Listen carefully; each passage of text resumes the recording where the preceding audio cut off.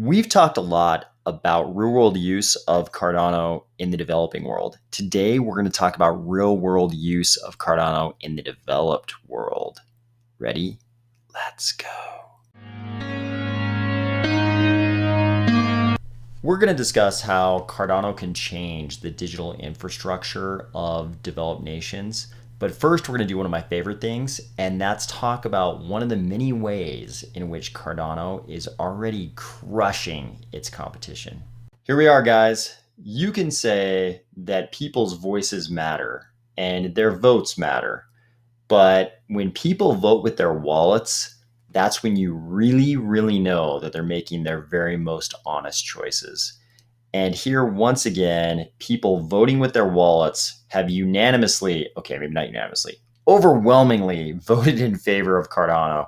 Here we have Cardano with $33 billion, 33,000 million, so $33 billion worth of staked USD value. Next up, Polkadot, not even half. Polkadot, not even hitting half of what Cardano has. Solana, less than that. Ethereum, paltry 12 billion. Algorand, 5 billion. Binance, 4.5. Avalanche, 3.1. It's destruction. It's dominance. We are dominant as far as staking goes.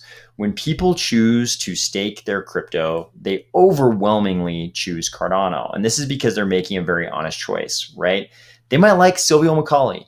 They might like Emin Gün Sirer of Algorand and Avalanche. They might like Vitalik. They might like Gavin. But when they have to vote with their wallet, they vote for Cardano. And that's not necessarily because they like Charles more or anything like that.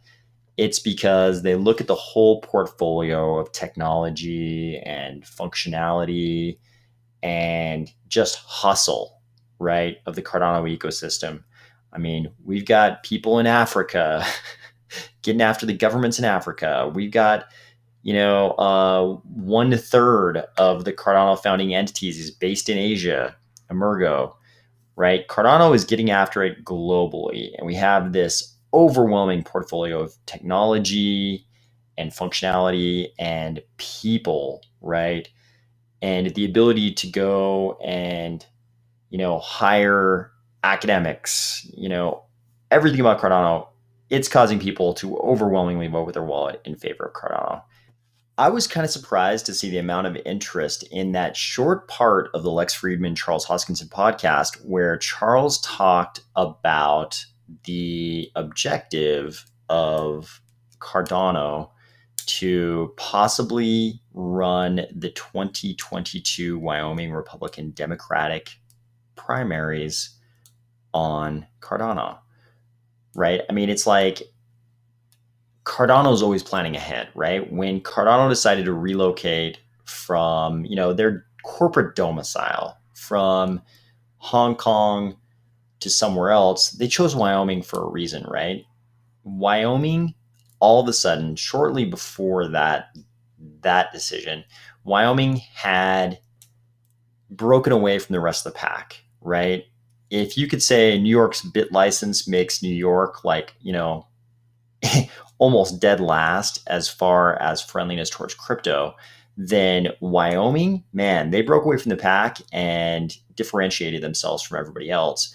A lot of that was Caitlin Long. We've talked about her many times on this channel and everything she's done for crypto adoption in Wyoming. But Charles was smart, right? He didn't say to himself, oh, those Wyoming people, they're interested in Bitcoin, forget about them. We'll go turn some other state into, the state that is very, very Cardano friendly, right? He didn't do that. Instead, what he did is he domiciled IOHK, now IO Global. I'm glad they went with IO Global and not IOYO. So IOG is domiciled in Wyoming, and Cardano started forming, various types of partnerships with the University of Wyoming. We've talked many times on this channel about, the various little hackathons they've had there, various sponsorships of, different academic departments and positions at the University of Wyoming by by IOHK, and more recently, IOHK's talk about creating kind of a smart contract standard, standards creation institute at the University of Wyoming. Like they would create these standards for smart contracts on Cardano, and then they could sort of like look over these smart contracts and give their seal of approval to smart contracts that met those standards. So Charles and IOHK, they're not idiots. The reason why they're doing all this stuff in Wyoming and not in Colorado, because I mean, let's face it, Charles, he has the ranches and everything outside of Colorado, but the dude lives in Colorado, right? His office is in Boulder. He's in Colorado, but he's doing all this stuff in Wyoming because he knew that Wyoming, was sort of the front runner to be the first state that would allow something like this, right? Just like they did in Ethiopia, where the president of the country is a cryptographer and actually understands the power of cryptocurrencies. Charles is always famously saying that the president of Ethiopia is one of the only nation state leaders who could actually read their papers and understand it, right? So they go to Ethiopia, and then Wyoming proves itself to be a front runner in crypto adoption. So they go to Wyoming, right? They domicile in Wyoming. They create all these partnerships with the University of Wyoming. Charles also said in the podcast, when he goes to actually execute on his Legends of Valor video game he's purchased, when he actually goes to build out that video game, he's going to do it in Wyoming, in some small town, and build up an entire town and have all the developers migrate to that town, right? It's not just for fun. The reason why he's doing all this, focusing on Wyoming, is because they're being smart. Like IOHK and Cardano, they're going where they're treated well. This is a much better path than trying to domicile somewhere like New York, where you're not treated well at all. They're doing the smart thing, going where they're treated well. And that's why it's so much more possible that Cardano could actually pull this off. Any crypto project in the top 100 maybe would love to do this. If they had any chance of pulling this off, they would all love to do it. But Cardano has put in the legwork to actually make this happen. The next super obvious question is, how are they going to make this happen? How do you conduct voting in a state like Wyoming? Well, we already know the answer to this. They've been building Atala Prism for years. Wyoming is the least populous state in the United States. It has the very smallest population. It's smaller than North Dakota and South Dakota and Idaho and Nevada and New Mexico and the District of Columbia even. A tiny little section of one metro area has a larger population than Wyoming. It has a very small population. So it's kind of the perfect test bed for rolling out this kind of, let's face it, it's really, when you talk about voting, you're really talking about digital identity. Because the whole thing with voting is you need to make sure that everyone who's eligible is allowed to vote, but that no one's allowed to vote twice, right? Inherent in that is this notion of identity.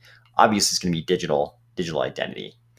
But Cardano's been building Atala Prism for years, right? They've been building this thing for years. They've already rolled out a solution in partnership with the government in Ethiopia, which we've talked about way too much already on this channel. But Atala Prism was, a lot of blockchains projects could have built that out to just be like this education app, an education DApp, right? A decentralized app. They would have just built out this, special bespoke education DApp for the Ministry of Education of Ethiopia, and that would have been the end of it. Not Cardano. These guys are always thinking ahead. What they do is they build out Atala Prism, which does many, many, many things for countries, both developing and developed. And we haven't talked a lot about what they can do for developed countries. This voting solution is just one of those things. We already know about the first tab here, the education stuff. Under the government stuff, we obviously have voting. Inherent in the voting is the digital ID thing, but there's also things like driver's licenses, birth certificates. In my lifetime, those things have always been paper. right? I'm sure I could like, take a picture of the barcodes on, on my driver's license maybe, and I could use those somehow, in places where I need to use my driver's license, but it's not actually an official thing. It's not actually recognized under the laws and regulations of the jurisdiction I'm in. I'm actually supposed to produce this like little piece of paper that's like in the old days it was like laminated. It was just like a laminated piece of paper. These days I think the thing is actually plastic. It's actually just a piece of plastic. But I have to carry around this piece of plastic in case like the cops grab me and want me to identify myself. It's so archaic. They might as well have us carrying around scrolls, right? Like 2-foot scrolls on our backs. We have to carry around a little piece of plastic. This has got to become digital. It's crazy that this is this paper thing. Like a birth certificate. I have a piece of paper proving I was born where I was born to the parents I was born of. And if I lose that piece of paper, I have to, go to the local government repository and get them to produce a new copy of it for me. It's super archaic. This can all be solved with digital identity, right? These could all be things that we carry around inside a DApp like Atala Prism. And then whenever you need to use those, right, we can use them in new and innovative ways, um, maybe involving non-interactive proofs of knowledge, um, so that we could prove to somebody, yes, I have a driver's license, without having to show them your name and everything, right? It's like if you go to get a drink and the bartender thinks you're underage, you have to show the bartender your ID, right? So it's like a lot of times you're revealing your home address to some random bartender or waitress at a restaurant just to prove that you're of legal age to get a drink. That extra amount of data she doesn't need. He doesn't need that. They don't need to know where you live, right? And there's workarounds, right? You could not put your home address on your driver's license or something, but there's a better way to do it. With a DApp like this, you could prove that you're of legal drinking age without having to show them your whole ID. Think about that. I mean, how often do we provide someone with way more data than they actually need in order to give them some small part of that data? Like even when you pay for something in a restaurant with a debit card, right? I hand them my debit card, which has my full name on it. Really, they just want to get paid, right? Like the waitress doesn't need my name. She just needs to know that I can pay for the food, right? And accomplish that transaction. There's a better way to do this. There's a way I could transfer that value and have her know that that value belongs to me without her having to know my full name and all that crazy information involved in the credit card. I mean, it's printed right on the credit card. Another place this pops up is health records. Charles always gives the example, what if I'm in a car accident in Zimbabwe and I'm unconscious, and this doctor in Zimbabwe needs to get a hold of my medical records to treat me, and he calls my doctor in Colorado, and my doctor in Colorado cannot provide the information because he needs my permission, but I'm unconscious, right? It's a catch-22.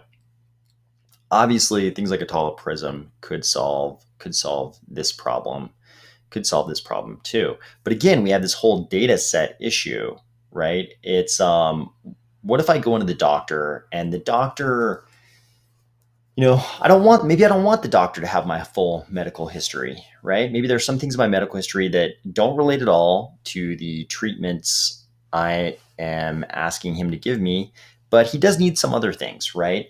Like currently, that's not how it works. I can't go in and say, hey, let me take a Sharpie and I'm gonna like, censor my medical records, and I'm just gonna let you look at the part you need to look at. That's not how it currently works. But with something like this, we could actually have this selective data provision. Enterprise. So I think this could be one of the funnest areas in which something like Atala Prism could benefit us sort of as, denizens of the internet. So We currently have all kinds of loyalty programs in the world. People always point to frequent flyer miles, and I think that's a really obvious use case. But there are also things like all these online communities we're a part of. Joe Rogan, people have recently been joking that if Joe Rogan started a cult, he could instantly induct 5% of the male population of North America, right? Possibly true. And this is all through him being on platforms. For a long time, it was YouTube, and now it's Spotify, right? And the only way for Joe to interact with his community is through these giant platforms like that. What if what if Joe could issue membership in his community directly to his community members, right? He could sell them, who knows, some kind of NFT, or, they just buy something using their digital identity provided to them by Atala Prism. And that grants them, 5 years of membership in his community. They give him $12 or whatever it is, $12, $20, and they have 5 years of membership in his community. And then he doesn't have to deal with YouTube, not wanting to monetize his videos because his guest is profane. He doesn't have to deal with Spotify being angry at him because some of his guests are part of what they might call the intellectual dark web, right? Which is a very sinister sounding name, but then he doesn't have to deal with all this stuff involving the platform. He could just deal directly with his community. They could fund their membership in his community, and that could be that. I mean, we don't really know. This hasn't been done on a wide enough basis to know if it works as well as the current model, where the members of the community aren't necessarily directly paying anything, but the advertising is paying for something, and then the host of those communities generally tries to sell them other stuff, right? In Joe's case, it's often On It and the other companies that sort of sponsor his podcast. I believe he actually owns a big chunk of On It, but it's really the same end result. On the finance front, here's where Cardano is going to be able to comply, I think, more readily with a lot of the regulations that are probably on their way, but that the crypto community will not welcome and probably isn't prepared for. Right here in the list, obviously, they have KYC compliance. KYC compliance is going to be a thing. This is going to be a thing in crypto. We're kind of just on this little free vacation right now where we don't have to do KYC to do a lot of things in crypto. There is going to be increased KYC in crypto. I would love it if there were not, but I think there is little chance of that. Some probably more burdensome things might include accredited investor status. Right now, one of the reasons why crypto is such an incredibly effective capital formation tool is that you don't have to be an accredited investor to get in early on projects. So everybody tries to get in early on projects.